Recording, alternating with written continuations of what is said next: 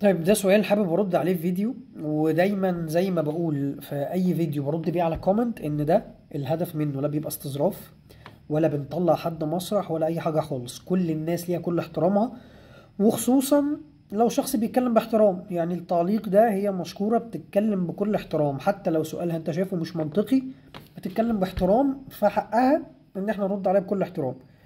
هو السؤال اجابته بسيطة قوي. هو احنا اللي رحنا لبيئة الحيوانات، فهي بتقول لي احنا ليه استأنسنا حيوانات، يعني ليه ما سيبناهاش في بيئتها الطبيعية؟ ما هم كانوا في بيئتهم الطبيعية، هم كان قاعدين في حتة صحراء لحد ما مثلا طلعت مصطفى قرر ياخدها ويخليها الرحاب ومدينتي. هم كانوا قاعدين في حالهم لحد ما حسن علام قرر ياخد الارض دي يخليها كومباوند، لحد ما صبور قرر ياخد دي يخليها مصيف، لحد ما الحكومات، وانا بتكلم على كل الدول، قررت تعمر الحتة دي، تجرف مناطق زراعية فيها حيوانات لا هنخليها مناطق سكنية، تبدأ زي ما قلنا ناخد صحراء لا هنعمرها. فهي الحيوانات كانت قاعدة فيها لحد بقى ما نرجع ورا بقى، جاء بقى سفينة نوح، الحيوانات اللي ربنا أمر سيدنا نوح ياخدها. ده برضو لو عايزين بقى نخش في حاجة أعمق اللي هو إيه فايدتهم، لا فايدتهم معروفة عشان مش هنخش في جدال هم مفيدين ولا لأ ويستاهلوا القتل ولا لأ. فهم بقى يعني نرجع بقى سفينة نوح لما نزلت، هي نزلت فين؟ هي نزلت حتة فاضية عاشوا البني آدمين مع الحيوانات. اه في بقى قصص تانية، حيوانات راحت بيئة طبيعية، حيوانات انقرضت مثلا اللي كانت في مناطق صحراوية فراحت مناطق زراعية عشان تعيش. لكن في الأول وفي الآخر هي الحيوانات بتبقى قاعدة في بيئتها، انت اللي بتروحي عليها، هما ما بيطلعوش نبت شيطاني، ما بيطلعوش نبت شيطاني.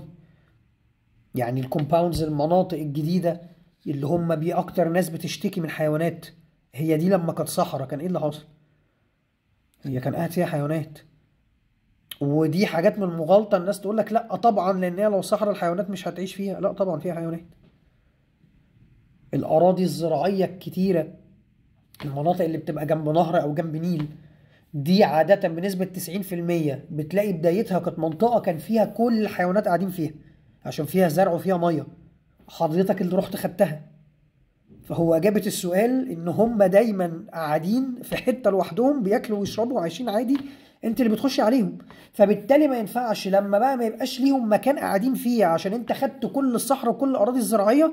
لا بس هنا بقى ميدو بيخاف من الكلاب، وتوتي بتعرف من القطط، وسوسو وصوت الغربان الصبح لا ما موتهم لي بقى، أنا جيت هنا خلاص وسكنت وعملت كومباوند يقتل لي بقى كل الحيوانات دي. فهي الحيوانات كانت في حالها، فاحنا اللي بنروح البيئة بتاعتهم واحنا اللي بنروح لهم، مش هم اللي جولنا خالص.